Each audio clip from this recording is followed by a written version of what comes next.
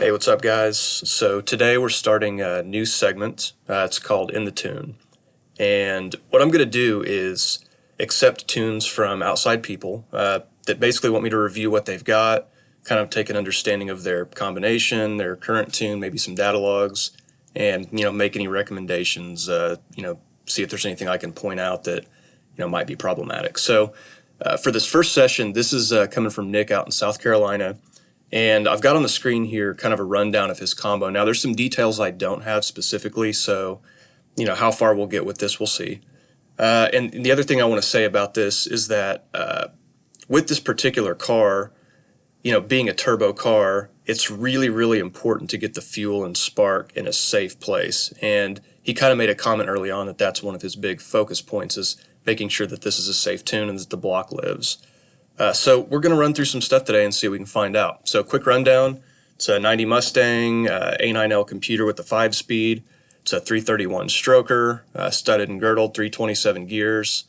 Basically a 67 mil turbo, but with a fat wastegate spring, so 16.5 pounds boost. Looks like he's just running off the spring. Base timing set at 10 degrees. GT43 bar heads, Explorer intake.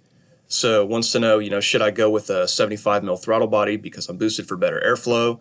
Says he's got his MSD set at 5,600 RPMs for cutoff. Doesn't want to wind it out too far. Yeah, Chris Watson is the man, so good call there. And he'll tell you about RPMs. So he knows how to keep them alive. And then also he mentioned this, and this was something from some comments we had back and forth, that when he installed his turbo, he continued to use one of his factory locations for the wideband. So he actually only has one. So he's gone in and made some adjustments into his tune per one of my previous videos to set that accordingly and make the system understand how to run adaptive learning off of just one O2 sensor instead of both. So all that stuff being said, let's dig into the tune and see what we can find out. First things first, I've got his tune loaded, and because it's, this is wrapped around a 5-speed A9L car, I've also got loaded into my compare box the A9L stock tune.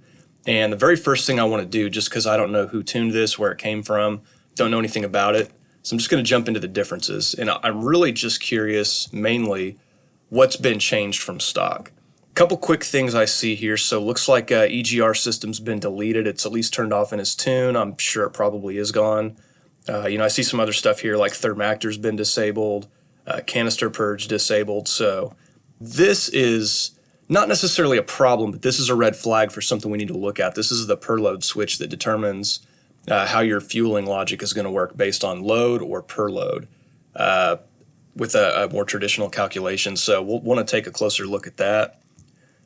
Definitely see a lot of stuff here with adaptive learning. So all these special idle cells have been changed. So I'm going to guess probably the normal adaptive has been changed also. And in fact, I can still see it's forced in open loop. So Nick, one of the things you talked about is wanting to start running off the O2 sensors again and use the factory's adaptive learning. So whatever change you made to tell the computer to run, off of one of your Higos instead of both to make those changes, you're still not getting there yet because you're forced in open loop. So we'll open that up.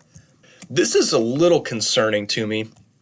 So running 42-pound injectors, with a target goal of 550 to 600 horsepower, man, that's ragged edge stuff. I mean, it might get you there if you've got the pump to support it, but you're definitely going to be on the ragged edge there. So you really are going to need to make sure in your logs in the future when you're at wide open throttle, you need to take a look at your injector duty cycle and see where you're getting. But man, you're pushing the boundaries right there. I'd also be curious to know what pump you have. You need at least a Walbro 340, or I'm sorry, an Aeromotive 340. Or something even bigger. But, if you go bigger than that, then you start talking about the stock lines and, rails not being super adequate. So, I don't know. 42s, we'll just keep an eye on that, but that's kind of interesting. Okay, I can see the idle's been changed, and it's been bumped up to 1,000 RPMs. Now, you mentioned having a pretty small cam. You weren't sure what it was, but nothing too large. I don't see any reason in the world why this car should have to idle at 1,000 RPMs. So I would say we should start by lowering it at least 100 RPMs, see how it responds, see if we can get that dialed in. But realistically, small cam, you should be able to idle down around 800 without an issue, maybe 850 tops. So that's suspect. You said you're using an MSD box at 5600. but the rev limit's been dropped down in this tune, so I would probably go ahead and lift that back up since this is a fuel cut. Just need to make sure you're positive you got your MSD box dialed in. Maximum advance, that's fine. Okay, it looks like this has been simplified to kill the wide open throttle spark table and the altitude table, so that's cool. I would probably do the same.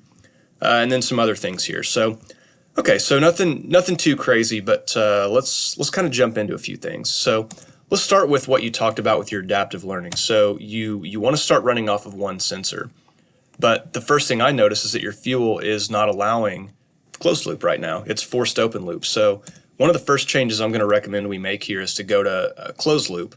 And in doing so, we now have a bunch of other properties that are going to show up for the first time that we can, potentially make a change to. And then let's go look at how you set up those HEGOs and make sure that that stuff all jives. So first thing we have to do is tell it right here the number of HEGO sensors. So this is still set to 2. So if you're going to run off of only 1 from the factory, you've got to set that to 1. So that's a good change we need to make there. And then the second thing you do is you look at the injector output ports. So if we jump back up here into injector and go to the output port, okay, so I see you set these all to 2. Now, you didn't tell me which factory sensor you left in, if it was the one from the driver's side or the passenger side, but with this set to all 2s, this is basically saying that your factory sensor is on the driver's side right now and that you put the wideband in the passenger side. If that's not the case and you've got it the other way around, you need to set these all to 1s. But those are the only 2 changes you have to make to run off of one oxygen sensor. You set these to the bank that you're keeping. Bank 1 is passenger, bank 2 is driver, and then you make sure you come down here to your HEGOs and tell it that you're only running on 1. Okay, so we got those 2 things done. Now let's go look at the adaptive learning table and kind of see how this is set up. Okay, so this kind of jumps out at me right away. So, if you look at a factory tune down here at the bottom, you notice all these negative cells, and I've covered this in another video, but any cell in here that is set to a negative number, what that means is it's not actually learning anything based on your living in this particular load and RPM range. So what it means is it's pulling this from a different cell where some learning has taken place. And you notice in your tune, there's no negative numbers. In fact, the whole thing's set to 4. So what this basically means is, number 1, your adaptive is going to learn quicker in any given cell, which is not necessarily a problem. I'm not opposed to that in general. So where all these 10s are, you've got them at 4, that's probably okay. But there is a reason why the factory doesn't have adaptive learning turned on at these really low loads, because your fueling is going to be very, very strange there, and you're not going to get good data most likely in those cells. So I think we definitely should go in here and simulate what the factory did and open this up through here. And then same thing, kind of up in these cells up here, your wide open throttle fueling is going to be going into open loop. We'll tune all that stuff with the MAF and the slope. So I wouldn't recommend, in this top row, having values up here either. Okay, so now the question is, well, what do we set these numbers to? So, if you always go down here and you look at this, down in this help area, they talk about what these numbers mean, because when it says like -82, that means it's referencing a cell at a particular row and a particular column. And these start with zeros, which is kind of a programming thing. But so 82 is actually saying we would be column 0, 1, 2, and then 0, 1, 2, 3, 4, 5, 6, 7, 8, all the way up to here. And so in the factory setup, that third column over is at 900 RPMs, but because this has been rescaled, this is actually going to be closer to your second column in, which would be column number 1 when you look at this table. So what I would recommend we'd start with is we set everything down here in this bottom area to -81. I'll copy that whole row, paste it right there. Okay, so that kind of settles out the bottom. Then what I'm going to do is simulate what they've done up here, so these -57s. Okay, so when we look at this piece right here, for -57s, we need to count up from here. So 0, 1, 2, 3, 4, 5, 0, 1, 2, 3, 4, 5, 6, 7. So we're at the 6th row up, so 0, so 1, 2, 3, 4, 5, 6, which would be right here. And then we need to move over to the 8th column over. So 1, 2, 3, 4, 5, 6, 7, 8. So that would be cell at 2,500 RPMs and 50 load. your 2,500 RPMs and 50 load is actually more like right here. So that would be column number 5, which is the 6th over, and then the same row up. So in your case, what you're going to have is negative 56, and that should be adequate. So we'll jump up here. We'll negative 56 those two guys, and then we've got the same kind of situation down here where the factory's kind of done some similar logic. So I'm going to leave this 40 row open right here, but this 50, 60, and above, we're going to kind of do the same thing the factory did. So let's get these guys plugged in up here.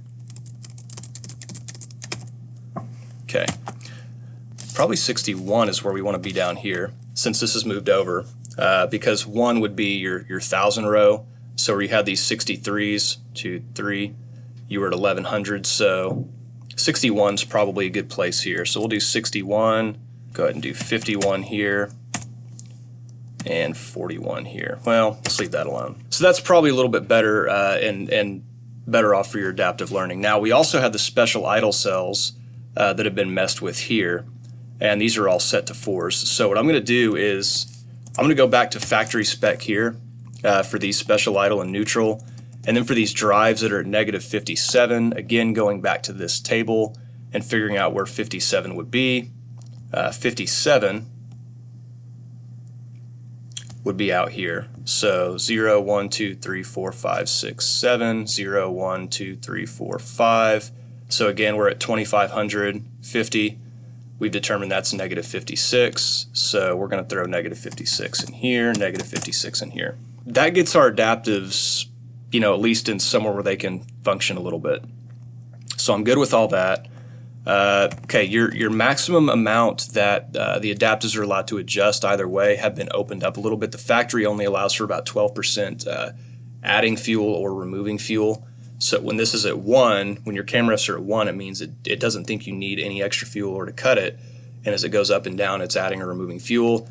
This range is fine, having this allowed to adjust up to 25%, but if it's adjusting that far, your tune's way off anyways, and we'll need to tune your fuel. So that's probably okay there. I'm not going to worry about that.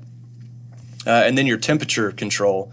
This is a working range of temperatures that your adaptive learning only works within these 2 temperatures on your ACT. So one of the important things here is that I want to make sure that you still have your air temperature sensor in the manifold and that you haven't moved it over to some kind of intake tubing elsewhere. If it's in the stock location, these are fine. If it's been moved, we need to know that because this plus some other things are going to need to be altered. So another thing that's important too is now that we're going to get into adaptive learning, this property is super important because if this is ever turned on and set to clear CamRef, then it's your computer can't ever learn anything because it's constantly resetting all those fuel trims. So anytime you want this to learn, you need it to be in normal. And the other thing you need to know about this is anytime you change anything related to fuel in your tune, so you change your injector slopes, your breakpoint, now you change your mass air transfer curve, anything like that, after you load that tune, you'll always need to reset these CamRefs by clearing this, hitting update while the car's running. You'll see all the CamRefs reset to 1, and then you can set it back to normal again, hit update again while it's running, and then of course once it gets into its normal operating temperature it can learn again. So that's pretty important. That's something I'm glad we've got set up. Okay, so the next thing I want to look at is injector timing. So I noticed this had been messed with a little bit, but this is actually a common thing that I see a lot of tuners, I shouldn't say mess up, but it's something I can tell that wasn't thought through all the way. So if you look at the scaling of this table, if you look at the RPM columns across the top in this tune, they're not the same as they were from the factory, and that's normal because this stuff gets changed to have better, high-end spark timing and fuel timing, stuff like that. So, when you go in here and look at this, if you leave these values alone, but your columns have changed, well, some of these values may need to shift over. So what I see right here is where this is set to 420 at the 2000 column. That doesn't really, you've got 420 pushed up all the way into 3000 and beyond. So one of the first things I'd recommend we do is that we take this 464 out to here, probably do something like 450 right there. And then, then this should be down to about 420. And that should be fine there. And then I'm going to copy this entire row and paste this one row below. So that should make that a little bit better. Okay, and then the other thing I noticed is that they took all these 352s on the bottom and they've set them all to 372s. Now with the bigger cam with more duration and more lift and things like that, this is probably going to change at least a little bit. So these numbers generally do increase with those bigger cams. So this is probably okay. I mean, there's a more scientific way to do this later, but that's probably okay. The only thing that jumps out to me is this little transition right here. In general, as you work your way up this table, going from row to row, moving up, the numbers increase, and as you go from left to right, the numbers increase. So kind of saw some weirdness right in here where it seemed like we were going up and then back down, up and then back down. So that should smooth that out, but this is real minor stuff. I think you'll be okay there. Next thing I see for the injector breakpoint, we've got 2.12, and let's look at the slopes and offset. Okay, yeah, I've seen this before, and okay, so really what I'm seeing is this looks like you have the Lightning style 42-pound injectors. I don't know that, but that breakpoint and that offset, this is basically the specs that are out there online published for the Lightning 42 pounds. And the Lightnings are kind of the fat body with the real lime green kind of ring on them, and then usually a blue O-ring on the top, which may have been changed, but so if you're not using those Lightning style injectors and you have like the thin pencil style like Bosch kind of dark green ones, then some of this data might not be quite right. But the offset and breakpoint are definitely from those. And of course the slopes, I mean, this is a decent enough starting point. And this is something we'll have to tune. I don't have any data logs from you right now, so I don't know if this is good or not. But but the other data I think is probably okay as long as those are the injectors you're using. So nothing real concerning there. Looking over at the crank fuel. So this is a little bit interesting to me. So this cranking fuel, with you having 42-pound injectors, your cranking pulse width hasn't really been dropped much at all. Now, in all fairness, you don't have a stock combo either. I mean, you're running a turbo and you've got, heads, cam intake. So, you're going to need more fuel than what the factory recommended, but these numbers seem a little high to me. So one of the things, I'm not going to change this right now, but if you notice that you have a hard time starting the car, maybe not all the time, maybe a cold start's fine, but when the engine's hot or at least mildly warm, and it kind of cranks and doesn't quite want to catch, and you find yourself working the throttle or going full throttle to cut the injectors and then pulling back off of it to get it to fire, then probably these numbers are going to need to be lowered. Now, how much, I don't know, but this does seem potentially a little bit high to me. So just one thing to keep in mind. But while you're cranking that engine, this data is hard-coded. Your mass air meter's not getting read. None of that stuff matters. It's purely based on this right here. This is just a fixed pulse width at whatever your current coolant temperature is while you're trying to start the car. Okay, so something to think about there. And then another thing that I want to look at is in your Excel enrichment. So one of the questions you had was, you've got this Explorer intake, you've got a 70 mil throttle body, and you asked if I go up to a 75 mil, would I see better, performance or flow or whatever? Well, the short answer is no, not really, because you have an Explorer intake, and unless you've got that thing ported out, you're just going to have a bottleneck right after the throttle body anyways, so you have nothing really to gain from going to a bigger throttle body. What I will tell you is this might be something you want to consider changing right here. So, when you lean into the pedal kind of quickly or you come out of the pedal quickly, you have what's called transient fuel. And so, when you get in quickly, you need a little extra fuel than you normally do because you're trying to prevent detonation and kind of that tip-in condition. So the computer's understanding what's the rate of change, how fast is your throttle blade opening, like number of degrees per second, and when it's opening at a certain speed or faster, which is controlled here, this is when it says, okay, I need to kick in that accelerator enrichment to give it a little extra gas. And when you have a bigger throttle body, think about it. If your throttle body was tiny and you think about that blade cracking a few degrees, it's only going to let in a little bit of air. If you had a massive throttle body and it cracks the same number of degrees, that has a lot more airflow that's going to come into the engine. So with a larger throttle body, you need to lower this potentially to make that kick in a little bit quicker, because to get the same amount of air through the motor, you're not opening the throttle quite as far, quite as fast.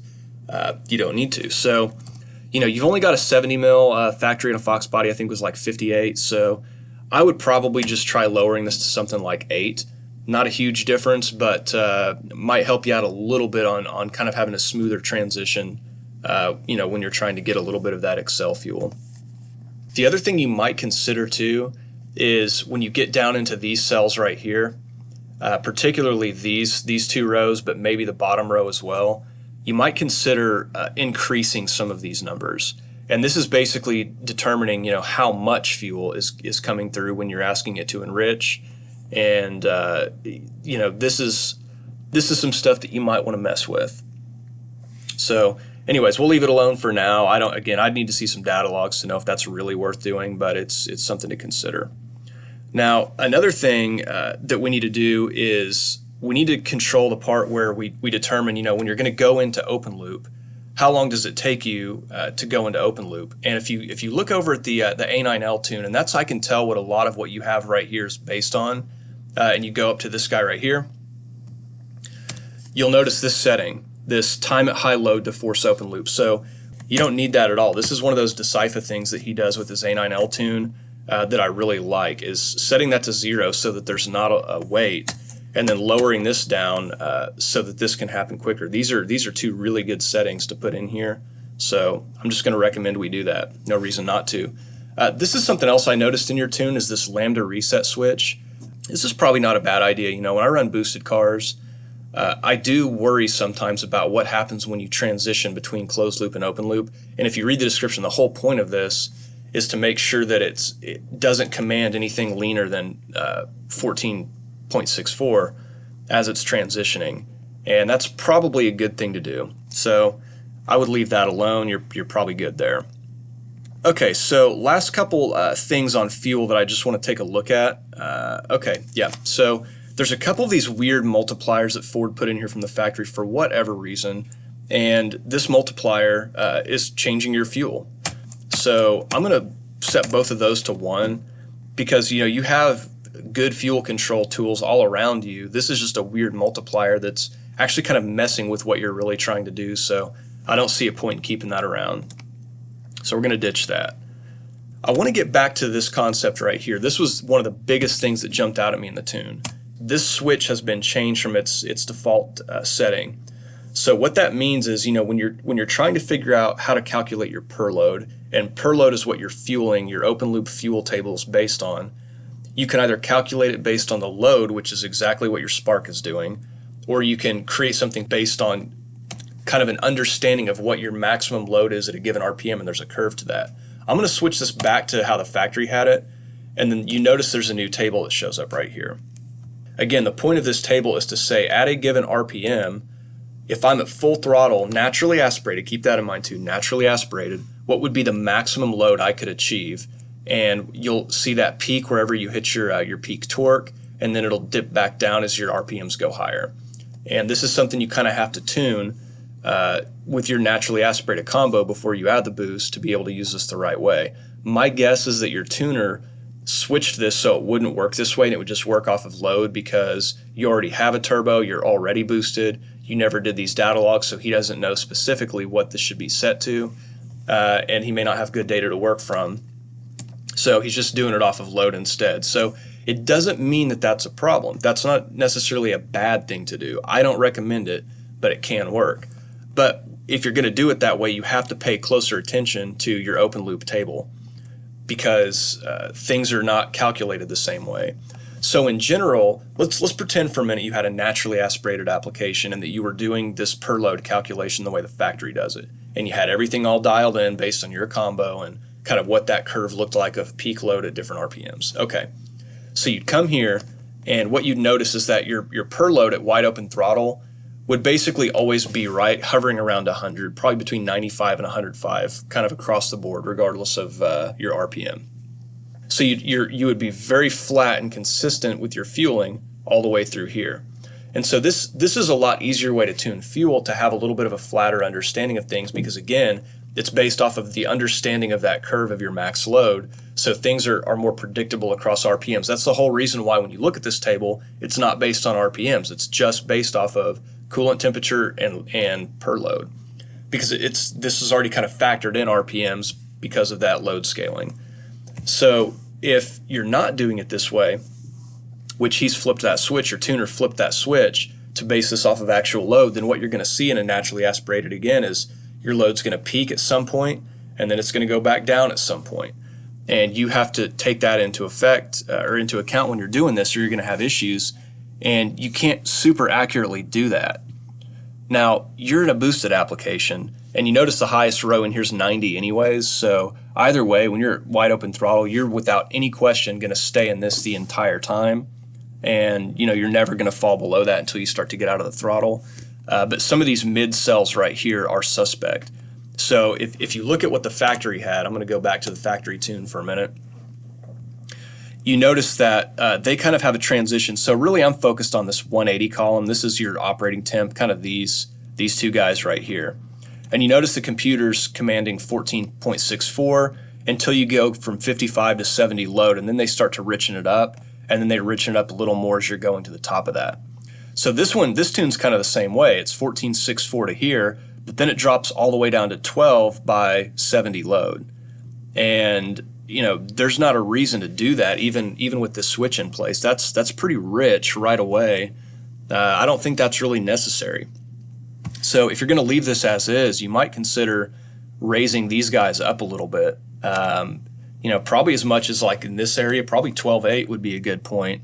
And then here maybe something like 12.0 or 12.1, 12.2, and then eventually get up here. And the other thing I'd recommend you do until you know that your fuel's dialed in, I would take this top row and I'd actually bring it down a hair, like 11.55. 11.7 might be okay once everything's dialed in, but until you can trust your fuel, it's always good to err on the side of caution and run a little richer. You might even go like 11.4. Don't keep it that way long term, but just until you're positive, you're at least not going to have a massive issue on the top end of your MAF curve where it goes way lean.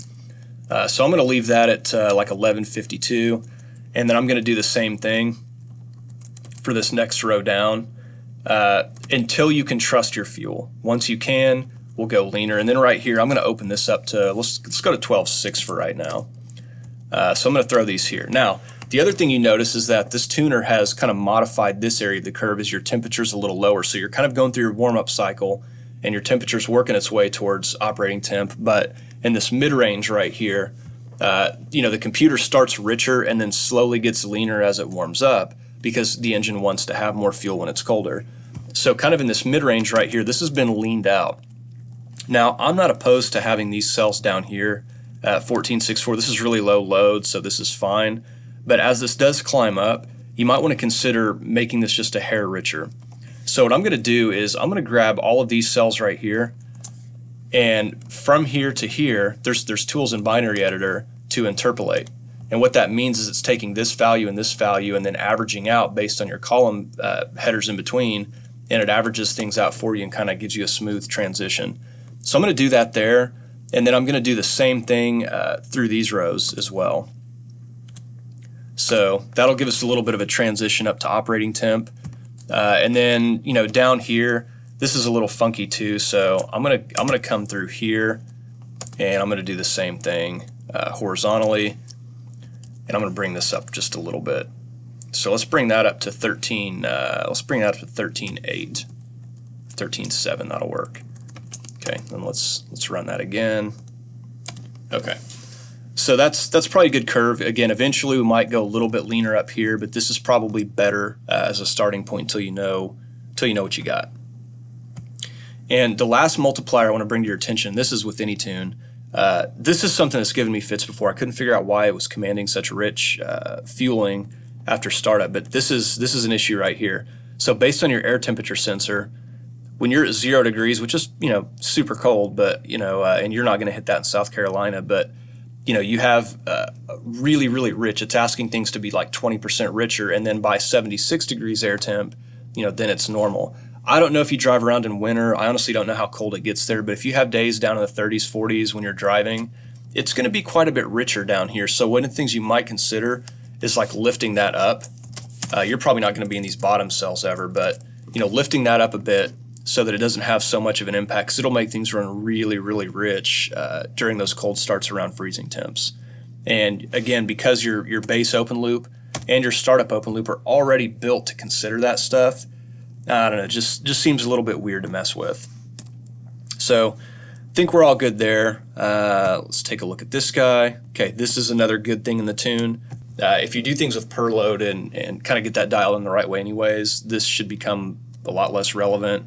This is really for like minor fine tuning, but theirs is a little hacky. So anyways, I would probably just leave that at 1s. That looks good. Okay, moving on to idle. So first thing I saw was that your idle's been raised from 672 to 1,000. So what I'm going to do is I'm going to set this to 872. We're going to go 200 RPMs higher than stock, and honestly I think it should come down more than that, but let's see what this does first. And then I'm also going to change that because that's kind of part of making all this stuff happy. And then when we go up here, this is another place that we have to raise by the same amount as our change in RPMs from factory tune to this. So I'm also going to raise this up by 200 RPMs and get that done. And then there's also some controls we have to go in here and adjust things by the same amount. So I'm going to set that to, again, 200 RPMs higher than stock, 200 RPMs higher than stock. And that should be good there. And let's see if anything else looks strange in here. This all looks normal. One of the things we might do, if we need to, we don't know that yet, but we might consider adding a little bit of extra, let me set this one more thing here, 872.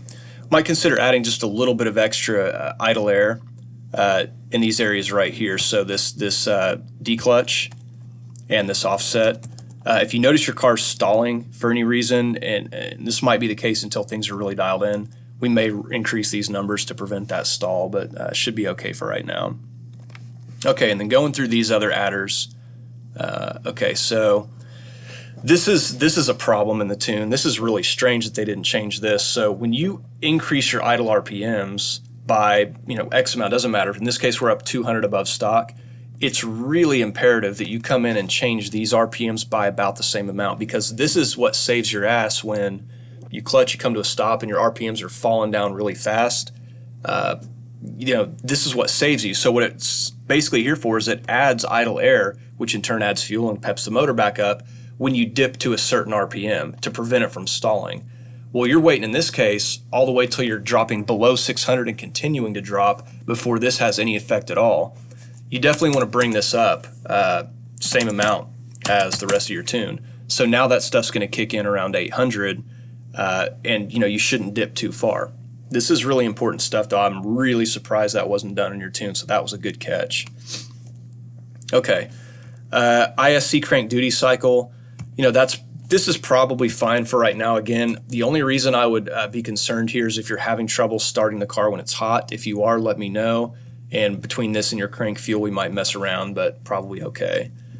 I'm also going to raise up this dash pot max pre-position, because you're going to need a lot more airflow to kind of maintain a steady state with your engine than you would with the stock. So these definitely need to come up, and I'm going to raise this just a hair, but I'm going to leave it there for now.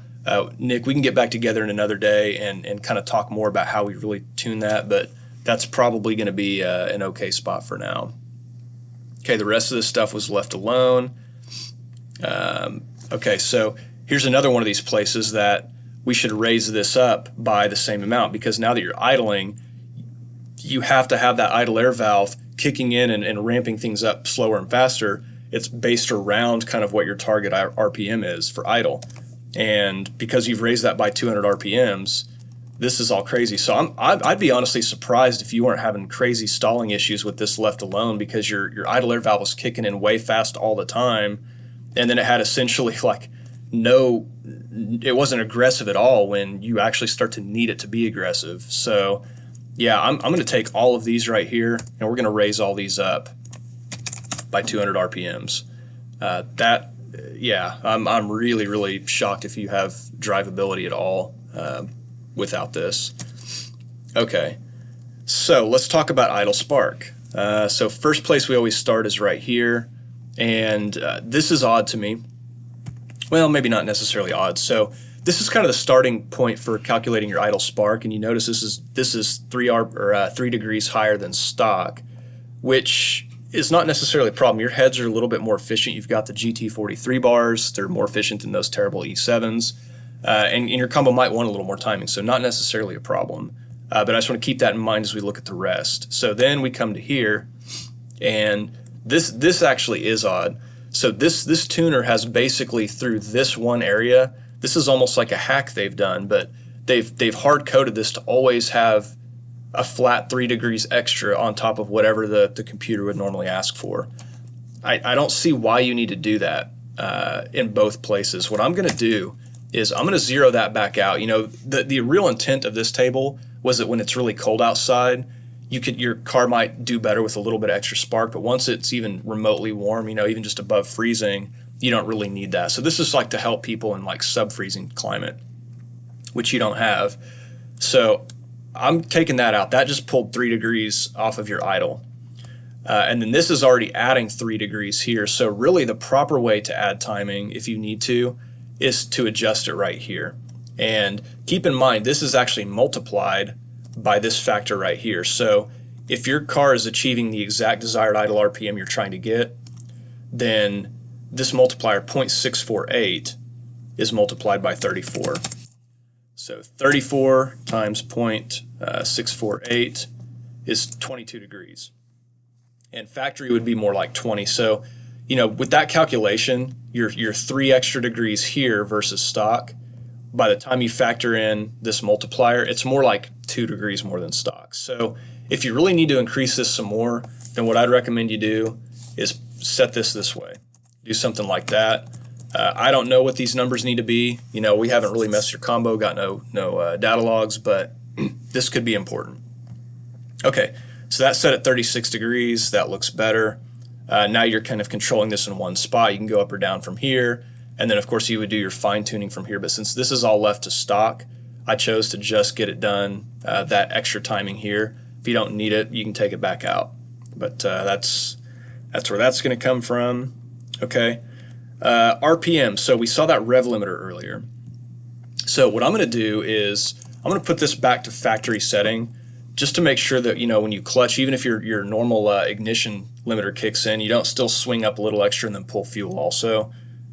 Right when you hit the rev limiter. So I'm going to get this one out of the way, but again, this is critical that you have your MSD box working, you trust it, you know it's good, because your computer is going to be way out of your way here. So, okay, that looks fine, and now we're getting into the normal timing. Now, again, first thing I saw is that they killed the altitude table, which is fine. They killed the wide open throttle, which they should do, so that's good to see. And now you're just down to your base and your sea level. So just a quick look at the map here.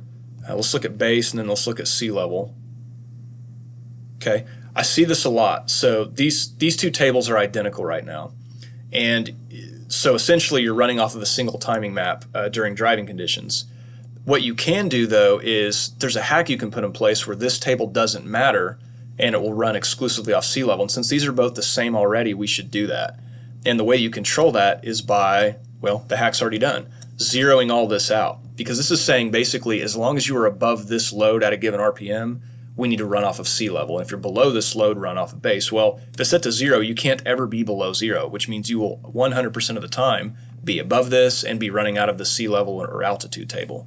So with this at zeros, then we can actually come in here, we can set this entire table to 0. Actually, I could just select all, set to 0. Okay, so now this table is just completely ignored, which it kind of was already anyways, and now we're focused just on this one table. So now we're getting into probably the single most important part of this tune as far as having a safe tune. And you said you asked your tuner to give you something conservative. Now, if you're actually running 15 or 16 pounds of boost, which is, you know, that's nothing to sneeze at, this is kind of what I'm concerned with is your upper RPMs and your highest loads here. Now, this table's already been scaled up so that you can control timing all the way up to 200 load, which is good. You'll definitely need to be able to do that. And it's been rescaled from 750 all the way up to 6,000. So this scaling doesn't look too bad to me. Usually what I like to do is have a row at 100 and then a 133 and a 166 200. So that kind of 100 to 200, I've got a more even distribution to work with. This one, in my opinion, is putting a little bit too much emphasis right through here, kind of in this mid-range. And then the drivability stuff kind of comes from down here. So a couple things just to look at. So first of all, if you're hitting 14 degrees at 16 pounds boost, I would consider that safe and conservative. As long as you're running good gas. You don't have to run race gas, but you need to be running like 93 for sure. So as long as your fuel's pretty close, I think that's probably okay up top. I think actually it's possible you could come up a little bit, but I would definitely make sure that the fuel is absolutely what you're expecting first, and then inch up on this half a degree or so at a time. But this doesn't look too bad. Now, if you've seen my other videos talking about the kind of 5-speed cars and tuning for boost, there's something I do all the time in these cells right here, and that is I keep in mind kind of what my target timing is. So let's say it's more like 16 or 14 degrees up here. I don't want to go too far ahead of that for any of these cells down here at these high RPM, 6,000, 5,000, 4,000, because the only reason you would ever be driving in these cells is, well, I mean, if you're banging through the gears, you went all the way up to red line, now you're shifting and it's going to come down a little bit. And so if you're not, and you're trying to do things conservatively, you're trying to make it live. I don't know what transmission specifically you have, if it's a stock T5 or if it's like a TKO or something like that, but you did say it was a 5-speed. But if it's a stock T5, you're probably granny shifting it to keep it alive, which you should with that amount of power. And so your load, if you're all the way up in this cell, max boost, killing it, you clutch, your load is going to do something like this. Your load is going to drop really quickly, and slowly the RPMs are going down, so you're kind of moving diagonally down through these cells. And then once you grab the clutch, it's going to come back up and probably lift up into somewhere around this area right here. So you're going to have kind of a U-shaped swing during that shift process. And what that means is you're going to go way up in timing, all the way up into the 40s potentially, depending on how fast you shift. It might only be in the 30s, but possibly even into the 40s. And then it'll come back in. And what you're going to end up with is a tip-in spark that's really excessive. So because you're never just cruising around down here, there's no performance benefit in doing this. I would definitely recommend we do something like this.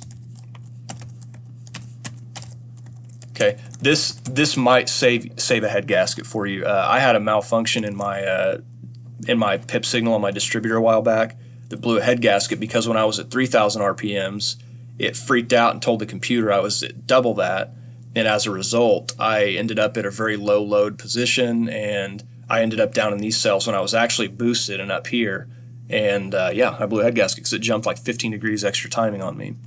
So I'm going to take that entire area, and I'm going to copy it here, and I'm going to copy it here. Okay, now it is possible that if you do, especially like a roll race or something like that, you might be cruising down here at like around 3,000 RPMs and then mash it, so it'll go up pretty quick from there. So I don't want to do anything to pull a whole lot out of this area, but it's really just kind of in this. And then you can maybe come up a little bit in here. This doesn't have to be exactly the same. So maybe what we do is we can add a couple degrees here, and maybe add 1 degree here at 5,000. But this is still a lot safer than just running kind of your full timing down there in those cells, where you're going to swing in and it's just, I don't know, sketchy. So that looks pretty good. The other thing I saw in this tune is they had all your timing in by 3,000, which is probably fine, to be honest. I don't see that being a big problem. And the amount of timing they have in here doesn't really seem particularly excessive. I don't see anything too crazy. Maybe this one cell right here with those heads, it might be a little aggressive right there. So let's pull that down to like 29. Let's pull that down to 32. I'm also, one of the things I would be curious to know is how you feel if you're just doing a light cruise, like consistent mile per hour, say 2,000 RPM, something like that, 2,500. You're just cruising along. Do you feel like you have kind of any jumpiness in the throttle where it kind of bucks a little bit and comes back and anything like that?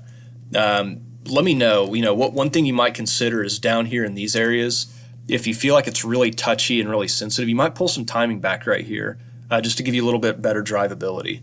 Now, if you don't, then, this might be okay, but, I don't know. Never driven your car, never seen it. But this is something you might consider lowering here. And I'm going to pull one more degree right there. So, actually, I don't know. Let's be on the safe side for now. Let's pull this down to 40 and kind of let that be the highest spark that we command anywhere. So that looks about right. And then the other thing I can tell you is you absolutely don't need any timing up here. There's no excuse for you to be up here. This is really dangerous area, just beating on the car. You shouldn't be in full boost at that kind of load down here at these RPMs. So I am going to basically pull this almost all the way out. So that looks a lot better. I'm going to do the same thing here. And then we'll start to ramp it in right through here.